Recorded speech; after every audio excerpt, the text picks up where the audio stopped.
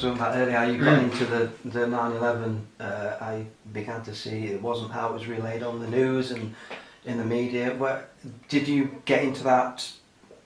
How soon after the event did you? It wasn't until 2003. I mean, told this on interviews many times that I've always had this curious mind, and I had a UFO sighting when I was about 10, and it was light in the sky job, just flying off. So, and I read books about ghosts and stuff like that when I was even before my teens. There was one chap and I used to read these ghost books by Aidan Chambers, great British ghosts and stuff. So I was always interested in that stuff. I wasn't totally overboard on it. And then read 2 or 3, 4, 5 maybe UFO books between my teens and when I got to my 20s. And then when I started to get internet connection, I was looking at that, began to look a little bit at that sort of thing. And then I had a conversation about the Rendlesham incident in 1980. And then I watched a BBC documentary about that in 2003. It's called Britain's Closest Encounter.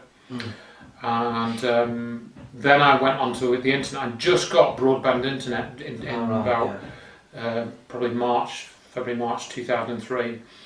Looked at the documentary, and then I found Stephen Greer's Disclosure Project. Found that, went through all of that, watched all the videos. I bought the book, Stephen Greer's Disclosure book. I think it's just called Disclosure Executive Briefing or something. Read through all of that, and then I started downloading other stuff, looking at other videos, and I saw this video called 9/11: The Great Illusion, and that was by George Humphrey. And I watched that, and in that it actually pointed out how the towers sort of, in that video it was described as a collapse, and I later came to understand that's actually not the appropriate term, And so, but that showed the calculation of the top to bottom, as it were, and the 9.32 seconds or whatever it is. So in other words, if you drop a ball bearing or a billiard ball off the top of the tower, it would have taken about 9.3 seconds. So it's free fall. And then a bit later I came across this video by a chap called Eric Hutchison, who's also got a software background. He's done some pretty good stuff that he's not spoken of much now. And he basically said it was impossible for the building to fall through the air as quickly as it would fall through itself. I mean, that's a really obvious way of putting it, but that's what it looked like. And he published a book in 2003 called Painful Questions, which actually had quite a few of the pictures, in that obviously then became more familiar with when I got in touch with Dr. Judy Wood. And so that was from 2004 to the end of 2005, so that's about 18 months, something like that. I got into all the controlled demolition stuff, bombs in the building. William Rodriguez, the janitor that was there, and said that he pulled people out. Watched the videos of him. I went to see this presentation by this Florida guy, Jimmy Walter, who's a property developer and he was very wealthy. I think he was a multi-millionaire, might have even been a billionaire.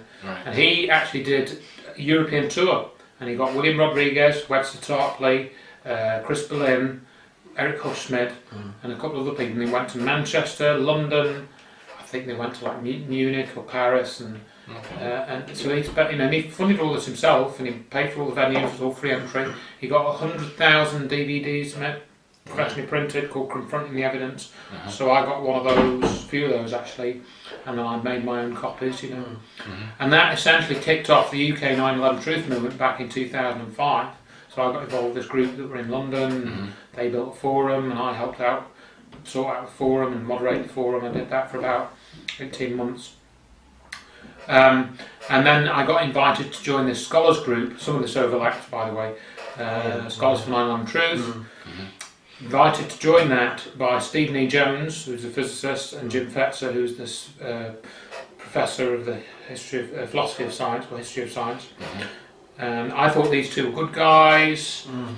I was a bit puzzled why they were inviting me, because I don't have any, to join the scholars group, I don't have any advanced degrees. I do have a degree in computer science and physics, I got from Lancaster in 1986. And I do work for the Open University, so I loosely fitted their parameters for joining the scholars group. So that was in 2006, end of 2005. And then through that group I'd heard this name, Dr. Judy Wood, and I ended up getting in touch with her because of an article that herself and Dr. Morgan Reynolds had written. Dr. Morgan Reynolds, he's an economist, and he went to Texas A&M University, and he became very interested in the plane crashes and how the planes crashed. And so that led me to sort of talk to those people. And then there was another chap who was a mutual friend of ours, Frank Ferguson, and he said, oh, why don't you talk to Dr. Judy? And so he arranged a telephone conversation, which would have been, gosh, I think that was early 2007, I can't remember the exact date. And then we started corresponding and started to collaborate a bit because she was developing these sets of pages about the destruction of the World Trade Center, and she illustrated to me that the buildings didn't collapse, there weren't bombs, and they actually turned to dust before they hit the ground. And this was kind of a gradual thing that I sort of absorbed by a process of osmosis almost, in talking to her, looking at the pictures, looking at the videos, listening to the witness testimonies. And so in the course of 2007, I really began to realise that she was correct, and that the scholars group that I joined had primarily been set up as a kind of like a herding operation. It had been set up to kind of channel people and encourage them to go down a certain route, mainly oriented around the bombs in the buildings, or the controlled demolition. Exactly. And they were throwing other things in as well. There were a few other people throwing in, all the stuff about the share options, and then there was these other guys, David Hawkins and Phil McConnell. They were talking about how they had explosive doors on the planes fitted, and this shouldn't happen, and and really, so that was. I then continued to sort of talk to Dr. Wood, and do to this day. We talk every couple of days, really, if sometimes every day. So and she's I know her, got to know her. She's been to stay at my house, and I went to her house in the summer in South Carolina. So we know about each other's families, and things like that. So I know she's not involved with any sort of CIA psyops or anything like that. Whereas it seems pretty clear to me that some of these people, particularly Stephen E. Jones, he's clearly involved with other people in covering up what actually happened. A lot of interest going to play, don't they, about their own career very well. I mean, that distracts from finding the real truth. So did they not support Judy Wood and your theories of how they collapsed? Because did they stick with the demolition theory then? They was just aimed on that. Right. I mean, basically, what happened with that was that they were trying to, particularly Stephen E. Jones. He was saying it was thermite that was put to the towers. Yeah, absolutely. And that is still going around today. It's kind of morphed a little bit. So, and then we found out, I think it was in 2007 that I found out, I think somebody else sent me a video, that Stephen E. Jones, he'd been involved in cold fusion research. And I said, that's interesting, because it's an energy phenomenon. And he didn't really make a secret of this, but he'd been involved with this cold fusion situation back in the 1980s. And that, of course, was this possible process Pons and Fleischmann had discovered, these two chemists. And they were really attacked by the academic community. Not at first, but after about 6 months, they were saying, they contaminated their experiment with elements which were not there, and they claimed things which weren't true, can't be reproduced. And you'll still read these sorts of things today. But so, in other words, Stephen E. Jones is a key figure in the 9/11 cover-up, from my perspective, because he is like the linchpin between all the sort of destruction of buildings and all of that, and the energy question, which is what comes out of it, which we've concluded, since we found that out 10 years ago, that's the biggest secret they still want to keep covered up, is the energy. So they obviously know all about it, but they don't want other people to know about it. and they don't want other people to know, for example, that all the energy sources that we use now are basically redundant. We don't need to use the energy sources now that we use, that we've been conned into using them. Yeah, all fossil fuels, oil, cars, because people that are just coming to this fresh and haven't seen what we've seen, we've looked at, sounds, what the hell are they on about? It's quite confusing, and I don't really see the connection and so forth. So you do have to study all of that.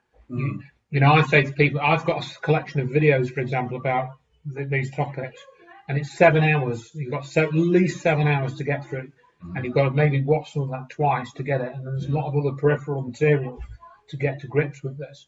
But you do see that there is this connection to energy, the energy cover-up. I mean, another thing that comes out, for example, if you read Dr. Wood's book and you watch the videos, one of the peculiar things, for example, is some of the effects on people and on cars are levitated. Witnesses report being levitated. David Hampshire, who's a photographer for the New York Daily News, this is one I always talk about when I talk about these topics. He was lifted and carried a block while the tower was coming down. He describes this. We haven't got a video of him like floating through the air, but we have got his testimony that he was lifted up and carried a block, and then another guy was lifted up and thrown against the wall. And we have this Blaise Pasquale, I think. He was on like the 27th floor when the building's coming apart, and he's landed safely. And he didn't recall how this happened. And it's like he was somehow floating down. They called him, there was this little urban legend of a 9/11 surfer, somebody who was on the upper floors and somehow survived coming down. That's the information suppressor. You don't look into it, people don't investigate. He didn't tell his story, I think, until 2010 or 2011. He told it on Fox News because he was really struggled with what happened to him for a number of years. He was, because he was thinking all those people around him died. He thought he was going to die, and it took him years to work out why he hadn't died. And it really, I think that was what he said basically. So he was one that was levitated. Mickey Cross, who was a firefighter, he describes coming down the stairs, and he's coming down the stairs, and the building's starting to come apart, and he's having to pull his helmet onto his head because his helmet starts lifting off his head. That included that in one of the presentations. So what I'm saying is that with the technology, and it was a technology, what happened on 9/11? Right, well, the towers were there one time, and now they're gone. How did they go away? There must have been mechanisms to go away. And what you're looking at, it's not bombs, it wasn't a laser beam, it wasn't a microwave beam on its own that it turned things and melted them. It was a technology. And that technology creates certain effects. It creates the appearance of a hot fire, but without heat in certain respects. It can turn metal to powder, but it doesn't affect paper. It can turn porcelain into powder, but it doesn't affect certain other materials. And there must be fires there, weren't there? Those fires there, and paper. That's right. Yeah. But with this levitation effect, you can call that anti-gravity. So this technology, whatever it is, can create an anti-gravity effect.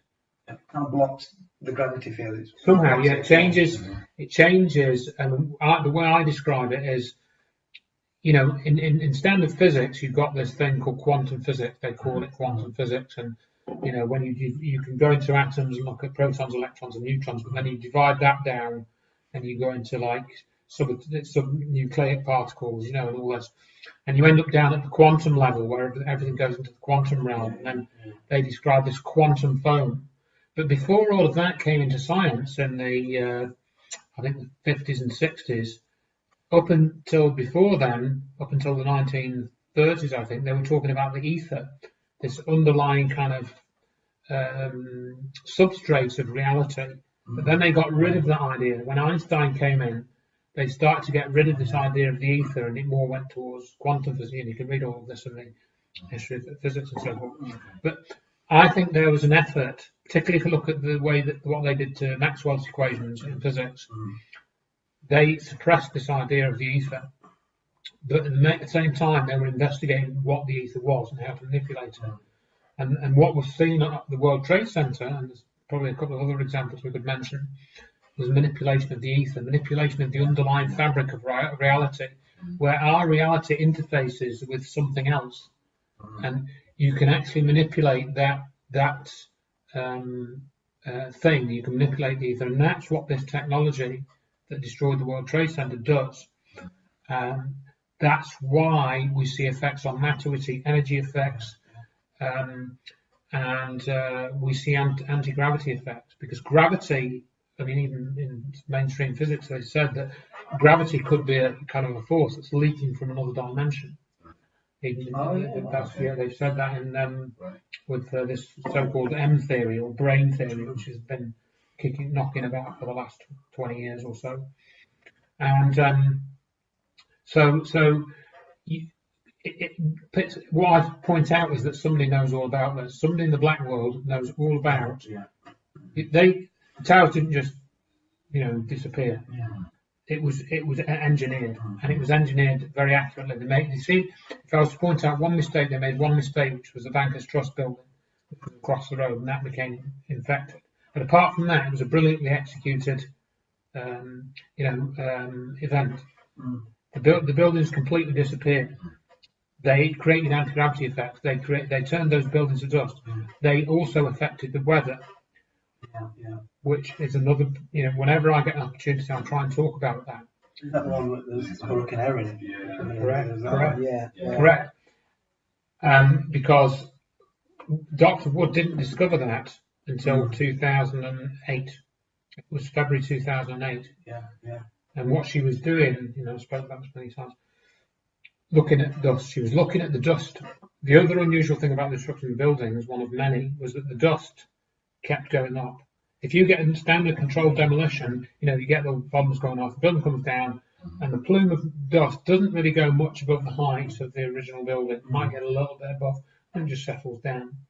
But with the World Trade Center destruction, the dust kept going up, and it went up and up and up. It went into the upper atmosphere. And so Dr. Wood was looking at these satellite pictures to find out, what it was doing in the upper atmosphere, what sort of thing, how it was behaving. And then she found this picture of a hurricane on one of the satellite pictures, which was Hurricane Erin. And that travelled in a straight line for 4 days prior to 9/11, and then made a right-hand turn on the 12th. So as I say to people, there are two scenarios about that. Either it was a coincidence, or it wasn't a coincidence. And if you take into account several things that she then researched, such as it being closest at 8 o'clock in the morning, the storm was at its widest extent, it was moving at its slowest speed, the storm system, during the events of 9/11. I think the barometric pressure and the wind speed in New York City were constant for 16 hours, and the temperature was constant for about 12 hours, I think, something like that. So it's like they'd sort of moved it there and held it there to do something. And nobody talks about this. But apart from, I know 3 people that regularly talk about this: Richard D. Hall, Dr. Judy Wood, and me. Hardly anybody else regularly talks about this. And if they do, they don't mention Dr. Judy Wood's book or my website. In fact, we had another one of exactly that recently. There's a YouTube channel, I was just discussing this with somebody yesterday, a YouTube channel called Truth Stream Media, Aaron and Melissa Dykes. I think I'm subscribed to them. You might well be. Yeah. And just, I think it was either October or September this year, within the last month, I think, because we're now in October 2017, they published a video about Hurricane Erin. Said, everyone know about this weird hurricane on 9/11. No links to Dr. Judy Wood's website, no reference to the book. Basically, just a note about the hurricane. So, work that one out. But the point is, 9/11, you want to be looking at energy issues, weather issues, and how they've kept this covered up, and how, if whoever's watching this for the first time hasn't heard of this, you've got to first establish whether I'm telling the truth or not, and then if I am telling the truth, why you don't know about it. Think about those two questions. I mean, what was used? I know it was something to do with the Hutchison effect, wasn't it? That, Right. that goes into it. If you could explain a bit more about that. Of course. This is something that's I just recently Came across. came across. So Oh, okay. it'd be nice to know a bit more about Right, that, sure. these Well, experiments. Yeah, well, what Dr. Wood was doing, going back a little bit to sort of 2006, she was she gathered all these pictures. She looked at 40,000 pictures, because the thing with 9/11 is you've got such a lot of evidence. A lot of things happened since 9/11, Yeah. and people write to me about them, and there's not as much evidence. You know, with 9/11 you've got video, you've got lots of videos, tens of thousands of pictures, seismic data, weather data, 10,000 people were in New York, they saw it, so you've got hundreds of witness testimonies. Most of these other events, you know, Sandy Hook, Las Vegas shooting, 7/7 in London, Barcelona events, you haven't got as many witnesses, you haven't got all that data. Let's just throw that in for this point. Right, Yeah. Hutchison effect. So when you've got a lot of data, you can look for other data which matches that. Dr. Wood was looking for things about energy effects, because she'd seen it wasn't a kinetic effect. There wasn't, when the towers were destroyed, you didn't have something crashing into them to do all that damage. Yeah. Alleged plane crashes, yes, Yeah. but alleged plane crashes, real or fake, don't turn buildings to dust. Yes. So how do you turn something to dust? Do you bash it? Do you bomb it? So Do basically, you burn planes it? are incidental to the towers Correct, going down. correct. Yeah. So how do you turn something to dust? She was basically looking for things which could turn the buildings to dust. Yeah. And she ended up saying, well, it must have been some type of energy, So she was looking for energy phenomena. Yeah. And I think in 2006, she discovered this blog about this thing called the Hutchison effect, and she put that to one side. But then in November 2007, she got that up again, or somebody reminded her of it or something. And she was speaking about it to me actually at the time, and said, "Look, I found this blog with all these weird metal effects." Because in the World Trade Center pictures, she'd seen bent beams bent into an S shape. Yeah. She'd seen jellified aluminium that was sort of all melted, but it couldn't have melted because there wasn't enough heat. Because the paper next to it hadn't burned. Yeah. In other words, if you melt aluminium at 600 degrees, the paper next to that would be burnt. She'd got pictures where the aluminium was clearly melted, but there was paper right there that was not burning. Is that the same reason why the passport was found, or the terrorist? Well, Oh yeah. well, indeed. I mean, that was that story about Satam al-Sakami's passport. I mean, that was in the Loose Change film. I don't know whether that's true or not, but it's a bit like that. Yeah. But so she'd seen these effects, and then she realised that in John Hutchison effects, and to explain what that is, John Hutchison is, I should say, a Canadian experimental physicist, a researcher, and he had been trying to reproduce the experiments of Nikola Tesla, and he started doing that in 1979. Okay. And he basically realised that Tesla was seeing energy effects. He wanted to create Tapped energy into effects. free energy. Yeah, exactly. And Yeah, Tesla built the Wardenclyffe Tower and stuff, Yeah, and yeah. you can read about that. So John was looking at all of that, trying to find out what he could do, what was going on, what he could reproduce. And he gathered together some equipment, some old microwave generators, radar equipment. He was using a Tesla coil, which is a special type of electrical coil, which has got copper wound wires. Oh, yeah. And you can use it to build up a very high voltage, and you can also pulse it as well. You can build up a couple of million volts. So he was using that, and then he was basically setting up his lab so that this energy, electrical energy, magnetic field, microwaves, could be mixed together in an area. And he was seeing levitation, he was seeing metal melting, he even got things to disappear, he was seeing strange fuming effects. And in the 80s, he became a bit more well known for this, because he was in an apartment, and in the apartment next door to his, a picture would fall off the wall, or things would start behaving oddly, and ornaments would fall over, and this sort of thing. And he realised that the effects that he was creating were, happening over a distance, not immediate. Mostly where he was doing them, but there was things that were going on just outside. And so he started to get attention. He got on local TV, people seeing his experiments, watching these effects. And then he was visited in 1983 by a chap called Colonel John Alexander, and he worked for Los Alamos National Laboratories, and he appeared to know the effects that John was seeing. He knew that when John did certain things, certain effects would be observed, such as levitation, such as metal bending, certain effects on water and stuff. Alexandra, according to what John told us, appeared to be familiar with this. So that tells me that in 1983, Los Alamos already had this technology, or a version of it. Turning things to dust, melting metal, using not very much energy. John was only using about 1.5 kilowatts of energy maximum, and that's about half as much as a modern kettle in the UK. That modern kettle used 3 kilowatts of power.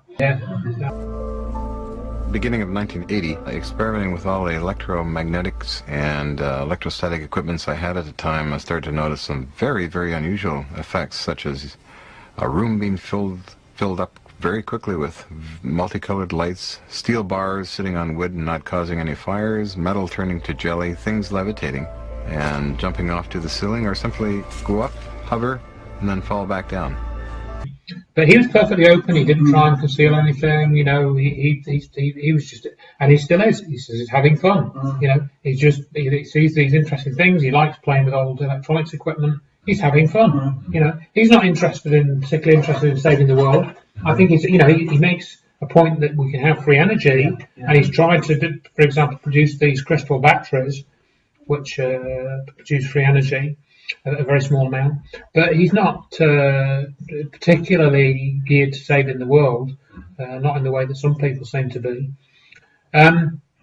So basically the Hutchison effect is a set of effects, really. It's more than one. It's levitation, it's electrical phenomena, which are seen, such as strange glows sometimes, and he also gets weird fires like we've seen at the World Trade Center.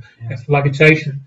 He also has had pieces of steel which he puts into his energy fields, and they'll start showing rust, or even transmutation, which is where one element turns into another. So this was an exact parallel with what Dr. Wood saw on 9/11. So when she beamed down his blog, where she saw the melted metal, the weird fires, levitation, those are all seen and given in witness testimonies and some photographs, and even some videos to some extent, in the World Trade Center evidence. So she knew there was a connection. And then when we published that connection in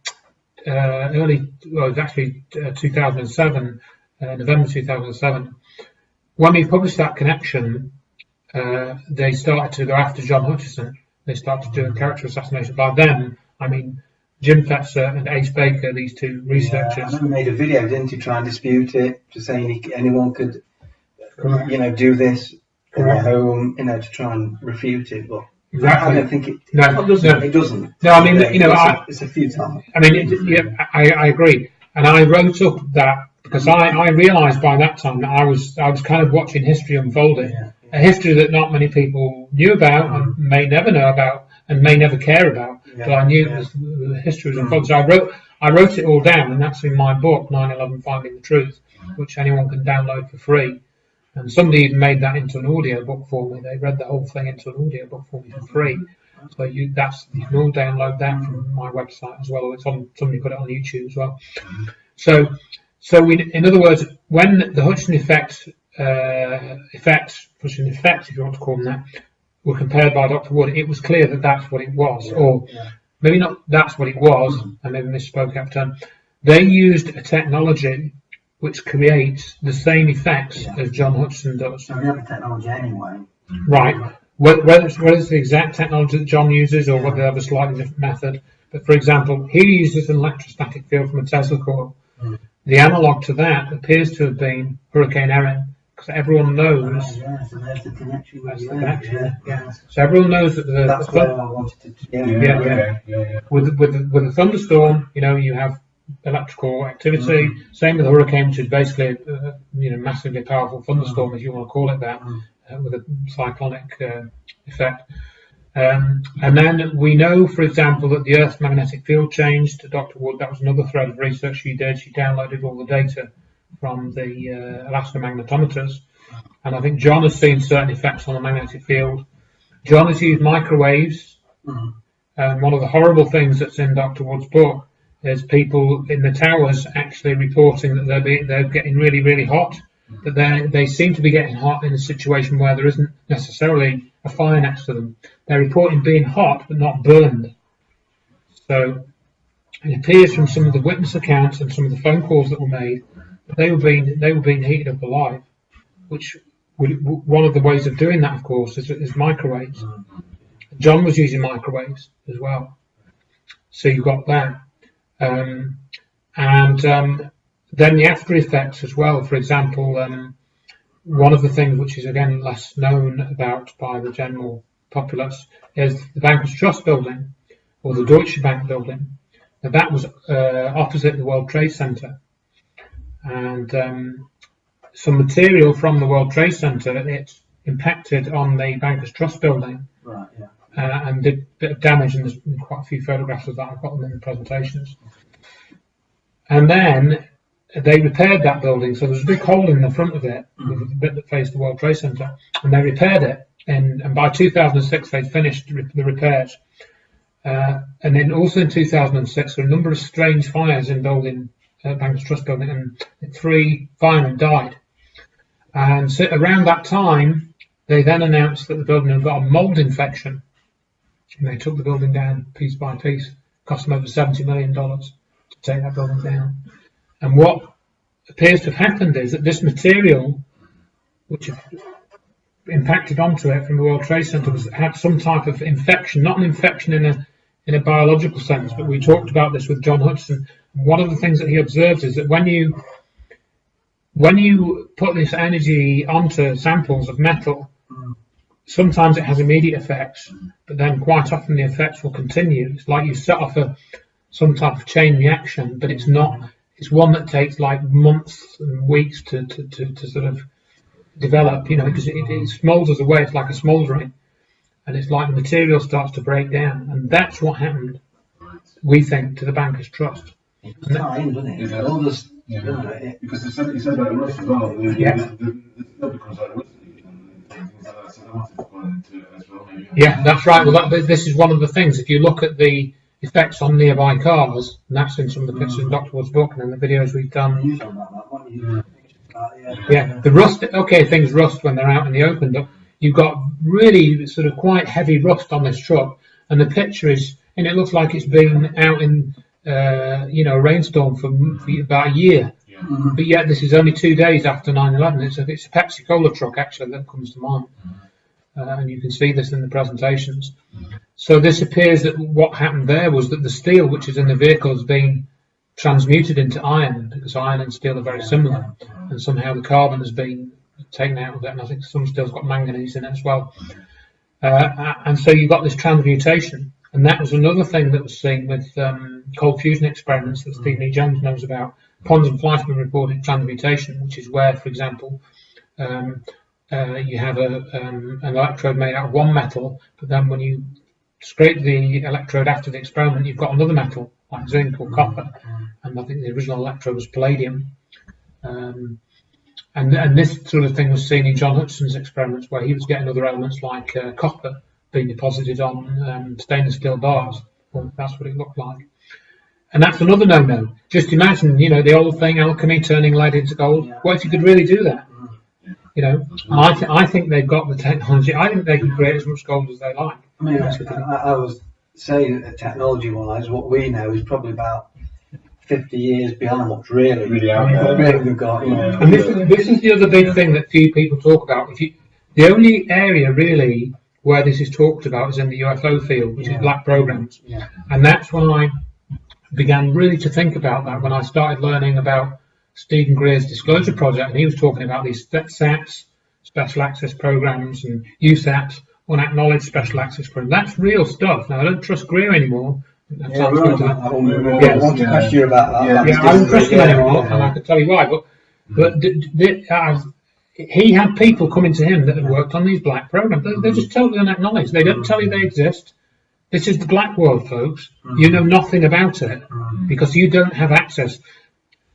Government leaders know nothing about these black programs because they don't have access. So who's really running the planet? The people that run these black programs. they have the technology. You know, they have probably star travel technology, they have energy technology, materials technology, transmutation technology, health technology. You don't get a look in, folks. You know, and this is hardly discussed anywhere. You know, nobody who talks about 9/11 talks about black programs. They'll talk about the financial dealings, and somebody wrote to me this morning about this. You know, the put options, the stuff like that. They'll talk about how Bush must have known, or you know, Daddy Bush. It's very much on the political field. It's not the Jewish conspiracy. Jewish conspiracy, Zionism and stuff. Yeah. Which there's definitely something going on there. Yeah. That's separate. All here, yeah. But beyond that, there is this other stuff which people should try and learn as much as they can about. One of my questions is why do you think that this isn't? No, even within the truth movement, it's not discussed much. You know, about the use of energy. Right. Well, that's a good question, and my answer to that is really one of perception management, and that's another thing that people need to accept. When you get into this stuff, you realise that BBC, ITV, CNN, all of that, they're controlled. They have certain. It's controlled in various ways. You know, like for example. Just to give you a silly example, that with the daytime programme with Philip Schofield and Holly Willoughby, Good Morning, they do cover. David Icke's been on there.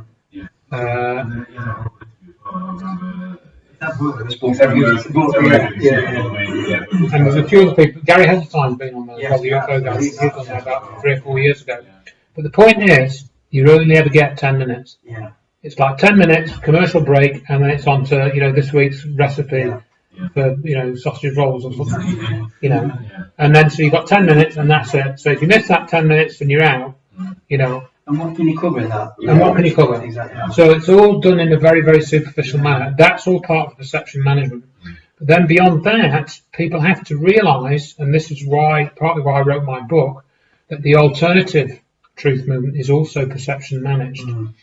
And so because the topics that I've just mentioned don't get talked about very much in the alternative knowledge community, people in the alternative knowledge community never become aware of them.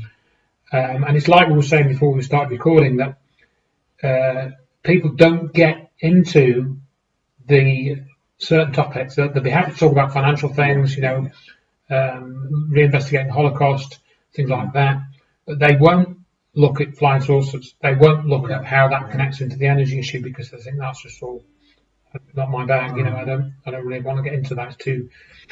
And so people never hear about these sorts of things. They never think about the secret technologies that truly world changing. That are kept under wraps, and they never hear about them. They don't go and look at that stuff. So that is I think one of the main reasons why this isn't talked about, but and there's only a few of us, like, as I said, Richard D. Hall and people like Richard that are talking about. There's only a few. I know you've done Rich Planet, if you were talking about that. Yeah. I do like Richard. I do. It's very open. He will let tech on, bring on anything. Yeah, really definitely. I think he wants to investigate as well. And, he's a good investigator. So, there's no other hidden agenda with him. Like some, there's other hidden agendas with their own protection of themselves. And, you know, and there's a number of other factors as well. And you might have heard Dr. Wood say, you know what you know and know what you don't know. You know, and know what you're speculating about. Never confuse the two. And some of these topics, when you get into them, do become more speculative. And just to give you another example. People have been writing to me quite recently about these terrible fires in California, the wildfires. And I've said to them, you know, because they say, oh, you can clearly see this is directed energy weapons. Look at all these toasted cars and stuff, you know. And I looked at some of these pictures a couple of weeks ago, and there's some strange things, but I don't think I can say for myself that this is another use of directed energy weapons. I can say it might be. But I haven't studied all that. I haven't gone and collected 40,000 pictures from the California fires. I haven't gone and collected all the witness testimony. I haven't gone and looked at all the effects. I haven't gone and looked at what the weather reports were for that period. So I don't know what happened there. But other people are saying, "Oh, Andrew, you should investigate this. Dr. Julie Wood needs to investigate this." You know, well, sorry, no, we don't. You know, if you want to investigate it. If you want to make a website, If you want to set up a court case, that's fine, you know. But we're not obliged to do anything if we don't want. You know, if you have a specific question that you want me to look at, then yeah, sure. But this, in other words, people get into this mindset where they think, oh, we need to check if there's a conspiracy here or not. And it goes back to what I said earlier. How much evidence have you got? What evidence have you collected? How can you be sure that the evidence points to a conclusion that you think it... There's got to be a few connections first, before you truly question it, and who benefits and why. What benefits. That's the biggest one, into the benefits. And yes, and you know, and also, I mean, I point out that with Dr. Judy, who's, you know, the example really because of the way she's done it, and she is a trained scientist. It was 3 years before she started speaking about 9/11. You know, she'd drawn certain conclusions after 3 years, and she started sharing stuff publicly. Well, it was kind of semi-public. It was on a public website, but she wasn't sending the links around to anybody. That was 3 years later. So we've got the California fires, and then after a week or 2 days, people are saying it's directed energy weapons. You know, I mean, think about that.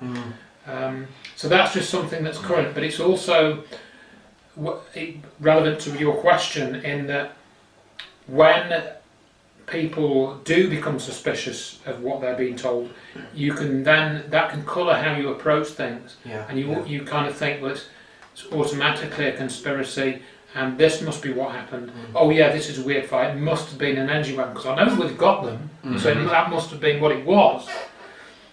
Because you can clearly see that this car is exactly like the one at the World Trade Center, and actually, when you look at it, it's not. It's different. So people shouldn't jump to conclusions. That's it. And even though you get annoyed and you get angry because of all the stuff that's been kept from you, you've still got to kind of keep your guard up. That you don't jump to conclusions, and you don't get sucked into a group that has jumped to conclusions, and then you get criticised for not jumping to their conclusions. Like with me, people have had a go at me for saying, no, I'm not going to conclude that the directed energy weapons are. Oh well, you know, they start trying to. So I'm not going to get involved with that because I say to them, look, it's horrible what's happening in California, or you know, Las Vegas, or Sandy Hook, or Boston bombing. All these have happened since 9/11. So those things are horrible, but that doesn't change what happened on 9/11.